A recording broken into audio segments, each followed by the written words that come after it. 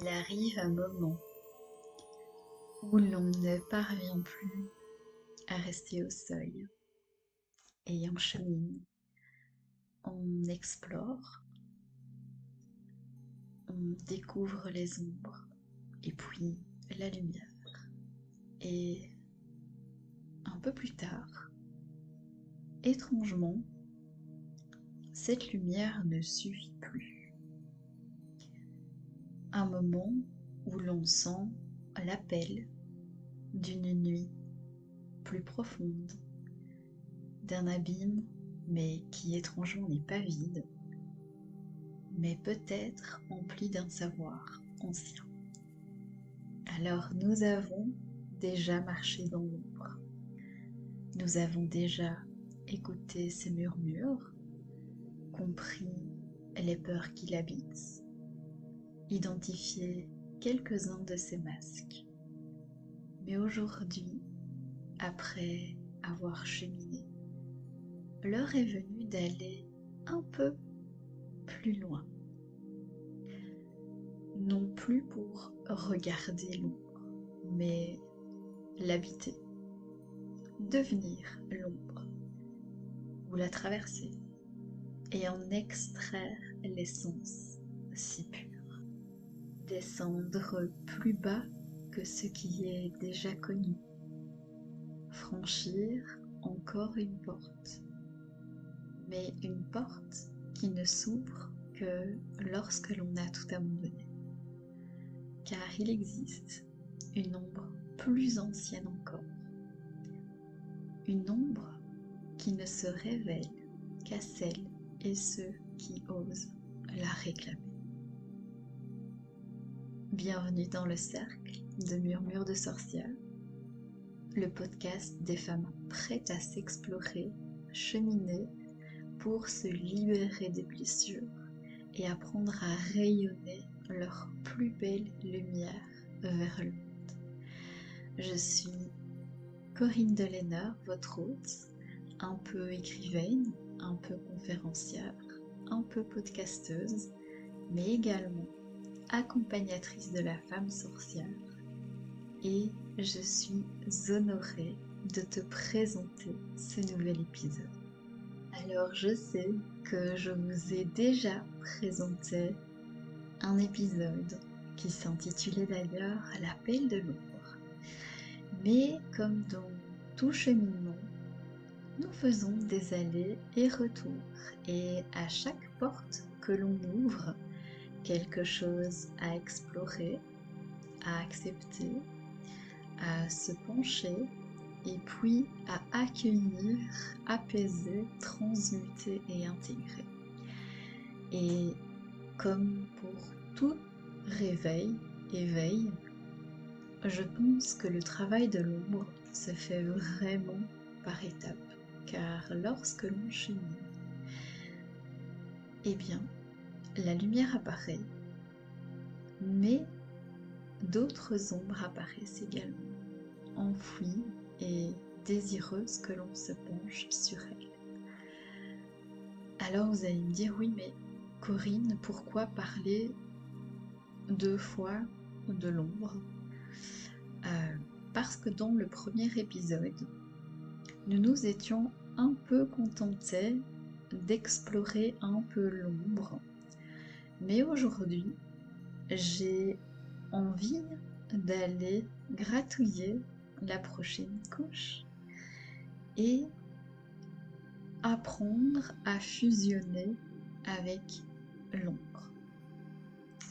Je pense que tant que l'on n'a pas été chercher au plus profond de soi les ombres, il n'est pas possible, voire impossible, de toucher à la lumière de l'amour inconditionnel et de monter dans sa puissance avec justesse, pas la puissance de l'ego, et vraiment marcher, porter et assumer sa souveraineté.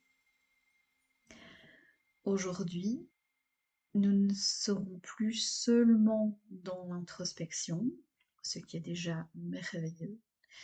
Mais je vous propose d'entrer dans une autre phase, celle de l'incarnation. Ce moment, c'est franchir un nouveau seuil lorsque nous avons décidé qu'il n'y aura plus de retour en arrière.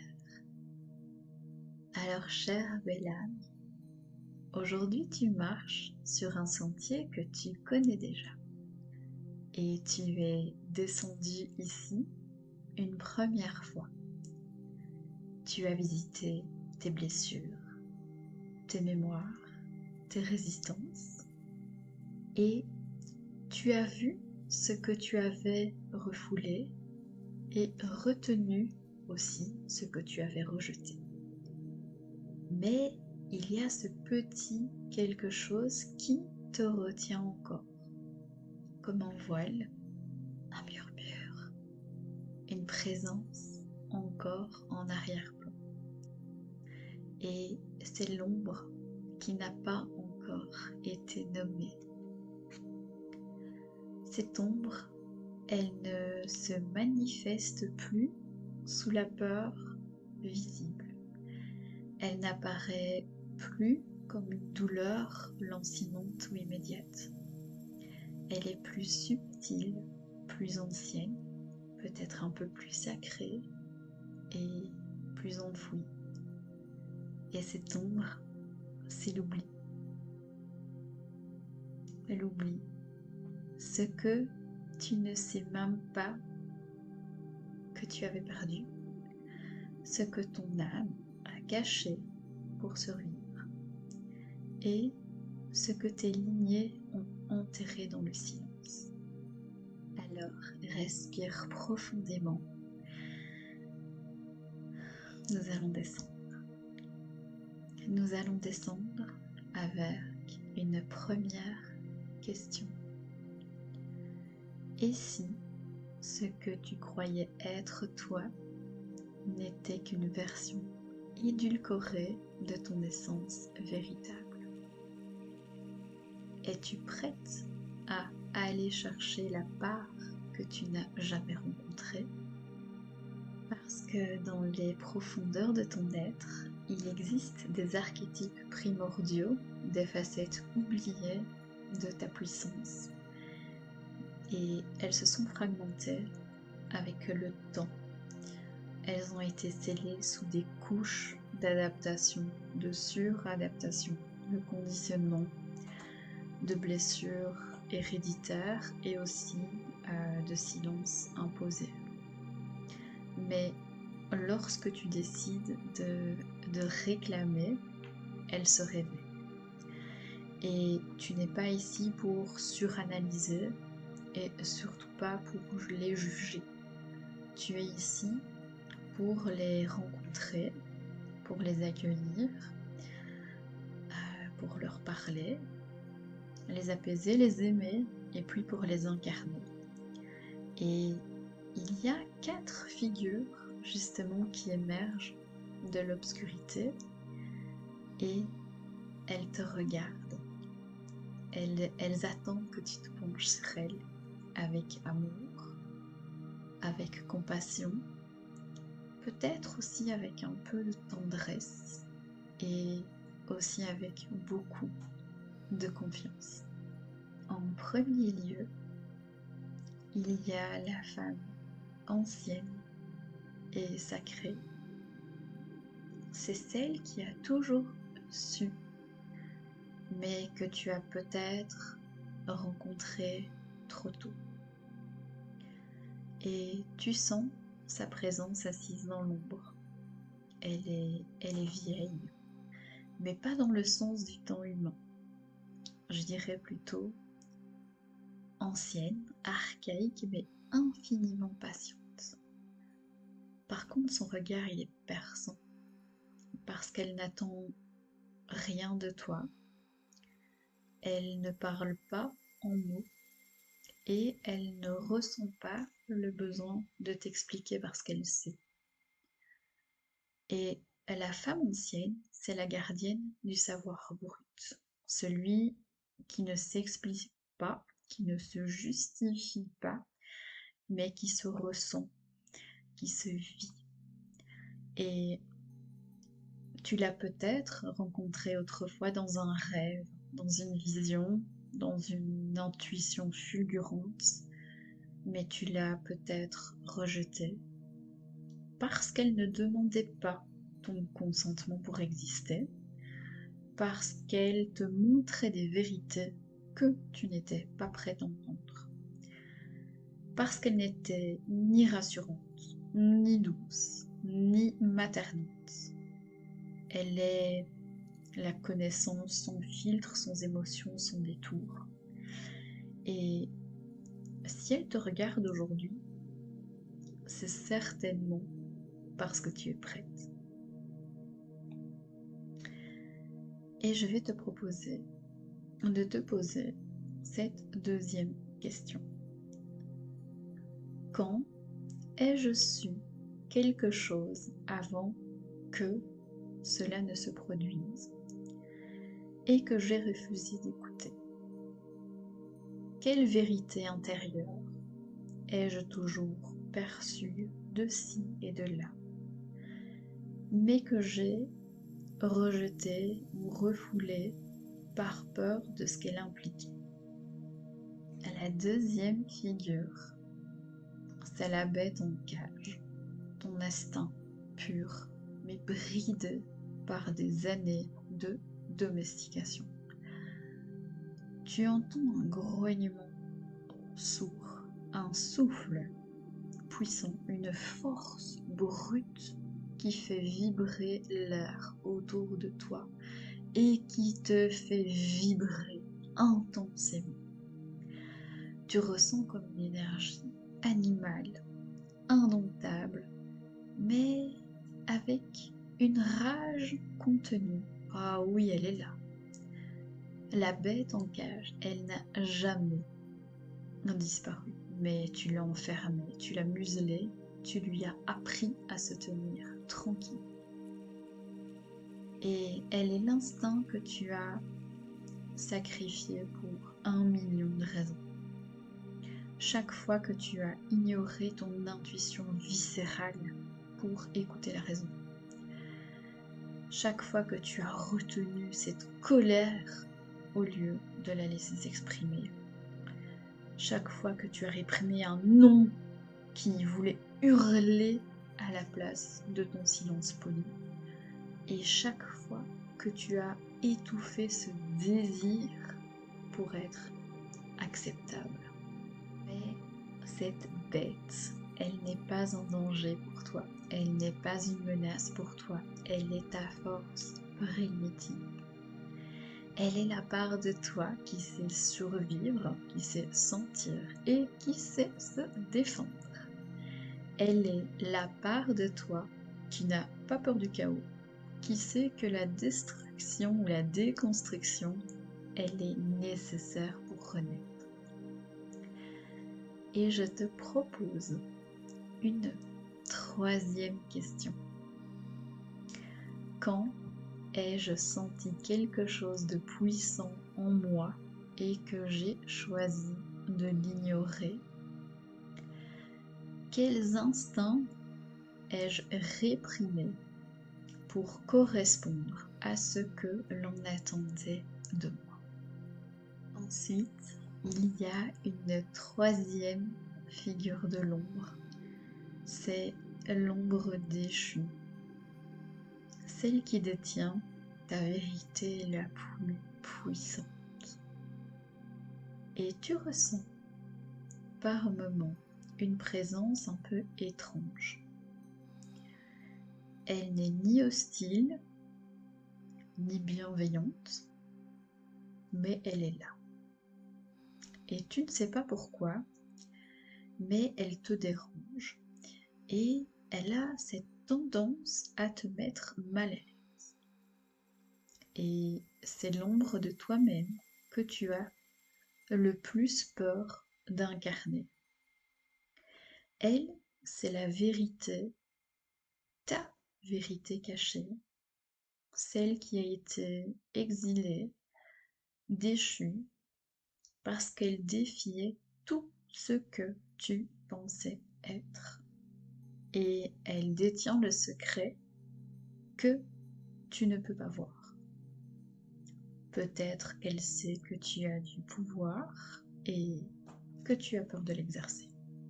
Pour aussi 1 milliard de raisons. Peut-être qu'elle sait que tu es capable de briser tes chaînes, mais que tu les portes encore volontairement. Peut-être qu'elle sait que tu pourrais tout changer en toi et tout autour de toi, mais que tu te caches encore et de façon consciente derrière 1 milliard d'excuses. Et alors elle est inconfortable, hein, l'ombre déchue, parce qu'elle te dit la vérité. Et la vérité met en péril tout ce qui est construit sur le petit, le moyen et le gros mensonge. Je te propose une 4e question. Si cette ombre pouvait parler, que me dirait-elle et que je refuse encore d'entendre? Qu'est-ce que j'ai toujours voulu, mais que je me suis interdite d'être? Ensuite, il y a la 4e figure de l'ombre, qui est la sorcière oubliée, celle qui a été condamnée, mais qui porte encore ta magie. Comme un parfum d'encens flotte dans l'air, un petit chuchotement, une présence. Elle était là avant toi, elle portait ta magie, elle parlait une langue que tu as oubliée, et elle savait ce que tu cherches encore à comprendre là, tout de suite. Mais elle a été condamnée, elle a été effacée, vraiment refoulée, mise de côté, parce que sa lumière, elle était trop grande, sa puissance trop libre, et peut-être que son savoir était encore un peu perçu comme trop dangereux. Alors tu l'as oubliée parce qu'on t'a appris à l'oublier, parce qu'on t'a dit qu'elle était un danger, parce qu'on t'a fait croire que ce qu'elle portait en elle n'avait pas de valeur. Mais aujourd'hui, elle revient. Et elle est en toi. Avant que le monde ne te dise qui tu devais être, elle était là. Alors, je te propose ces questions. Quel savoir ancien dort encore en moi? Qu'ai-je toujours su faire, su percevoir, mais que j'ai abandonné? Et comme je le dis souvent, et je tiens vraiment à le formuler à nouveau, on fait de son mieux avec la situation dans laquelle on est. Et c'est complètement ok. Ne vous culpabilisez pas. Autant que possible, regardez-vous, percevez-vous et offrez-vous de la tendresse, de la compassion, peut-être aussi du pardon et surtout de l'amour. Alors maintenant que nous avons encore un peu navigué parmi les ombres et les figures qui se présentent maintenant à vous, eh bien vous pouvez observer ces ombres un peu ou longtemps, ou alors vous pouvez en choisir une ou plusieurs, celle qui vous appelle le plus,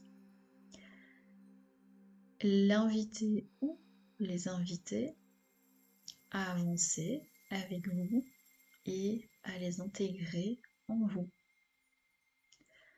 avec un état d'esprit, voilà, qui n'est pas celui d'un combat.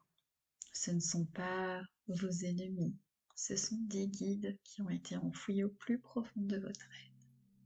être, pardon. Demandez-vous laquelle de ces figures puis-je aujourd'hui incarner pleinement? Quelle force en moi suis-je prête à réveiller? Car peut-être que ce que vous rejetez encore aujourd'hui, probablement, vous sauvera demain. Alors, au cours de ce chemin initiatique que je vous ai dessiné avec ce podcast Actif Murmure de Sorcière, c'est le moment où vous êtes arrivé au cœur de votre sanctuaire. Et devant vous, ces parts de vous-même vous regardent maintenant, immobiles et silencieuses. Et forcément, il y a des choix possibles, car vous avez toujours le choix. Et ces chemins, ils se dessinent sous vos pieds. Ça peut être celui du refus, cela peut être celui encore de l'observation distante, du « ça me parle mais peut-être pas maintenant ». Et l'autre, c'est celui de l'intégration, de la fusion et de la renaissance. Et ici, personne ne vous oblige à choisir, mais chaque choix a ses conséquences. Alors choisir de ne rien faire, ça donne l'occasion aux ombres vraiment de se fossiliser. On peut détourner le regard, on peut se dire que ce n'est pas encore le bon moment, on peut se dire que c'est trop, pas nécessaire, pas urgent. Et on peut observer ces parts de nous-mêmes avec une certaine tendresse et puis repartir comme nous sommes venus. Mais sachez ceci, l'ombre qui n'est pas reconnue, elle disparaît pas. Elle continue à s'enfoncer plus profondément en nous et elle devient plus sourde, plus lourde et plus pressante. Et elle va revenir sous d'autres formes, des schémas récurrents, les blocages que l'on pensait déjà avoir dépassés, mais qui vont se répéter sous d'autres visages. Des émotions inexpliquées, une fatigue profonde va surgir, une nostalgie pour laquelle on ne trouve pas de source, et une insatisfaction constante malgré le cheminement. Et puis des regrets diffus, la sensation de passer à côté de quelque chose d'essentiel sans comprendre pourquoi. Et parce que l'ombre non intégrée, elle ne punit pas, elle attend, mais elle attend jusqu'à ce qu'on soit prête, mais elle va revenir, et à chaque fois qu'elle revient, elle frappe en fait plus fort à la porte, et c'est pas pour nous blesser, mais c'est parce qu'elle veut vivre. Alors je vais te proposer encore une question. C'est: ai-je déjà fui un face-à-face intérieur en me disant que j'y reviendrai plus tard, et retrouver ce même blocage encore et encore sous une autre forme?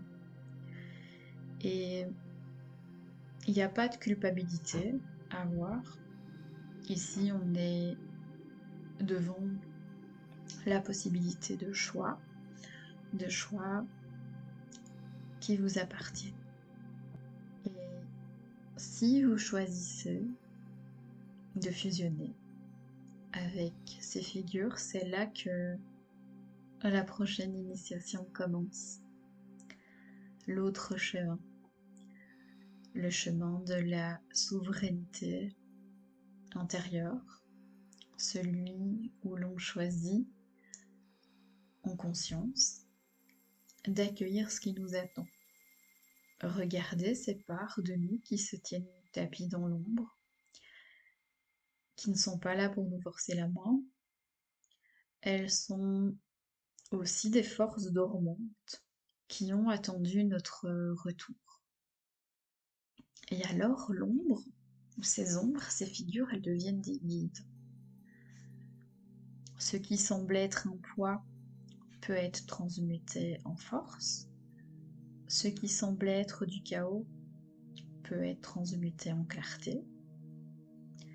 Et ce que l'on rejetait peut devenir une source de puissance, mais surtout de discernement.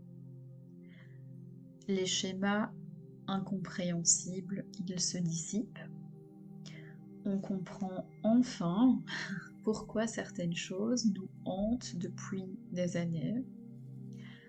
Les émotions refoulées trouvent leur juste place en équilibre. Et ce qui était flou s'éclaircit vraiment très très bien. Et puis, l'énergie, elle circule de nouveau. Là où il y avait des blocages, il y aura du mouvement.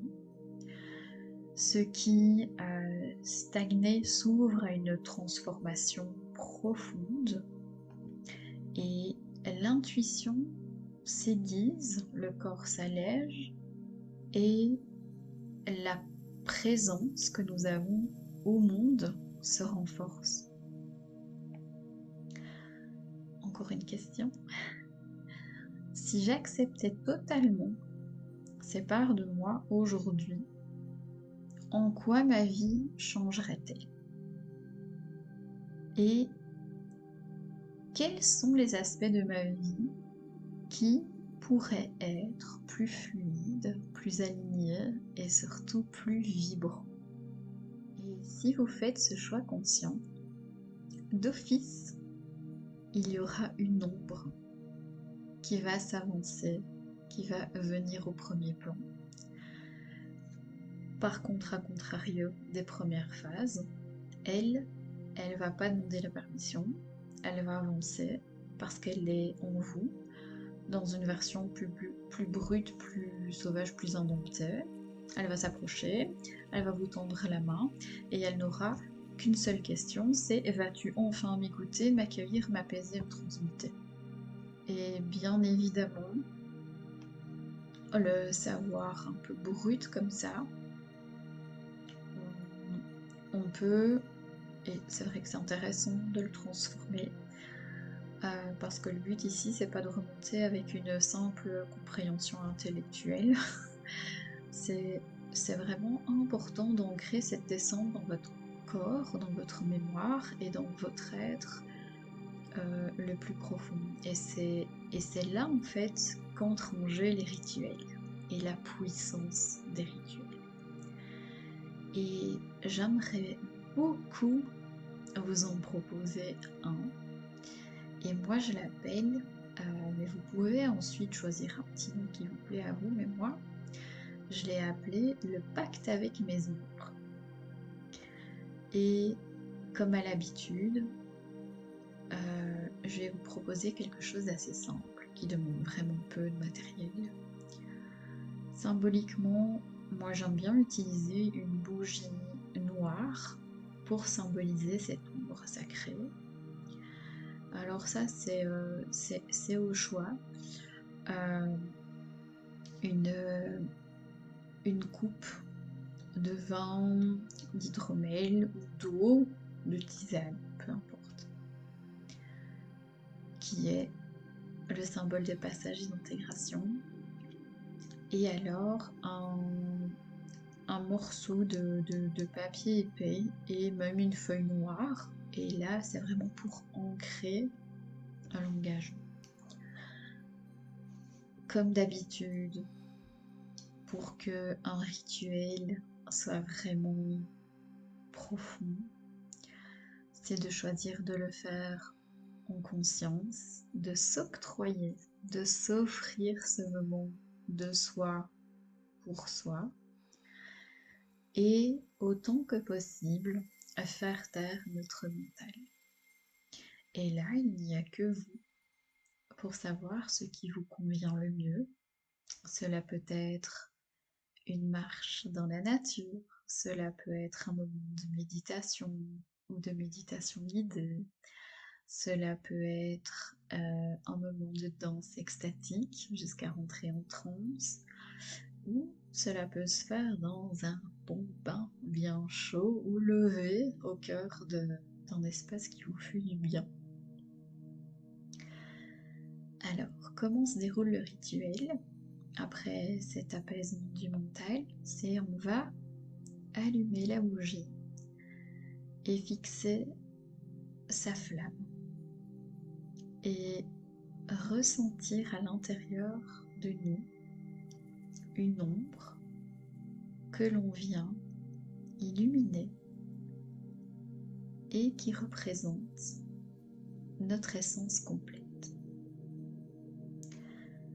Ensuite, on prend notre coupe, on en boit une gorgée en conscience, parce que ce liquide, c'est la connaissance, l'énergie oubliée que l'on reprend en soi.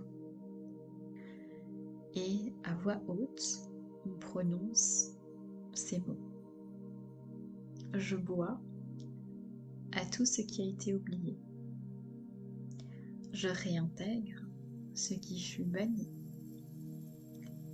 J'accueille ce qui dormait en moi et qui s'éveille aujourd'hui avec amour, tendresse et paix.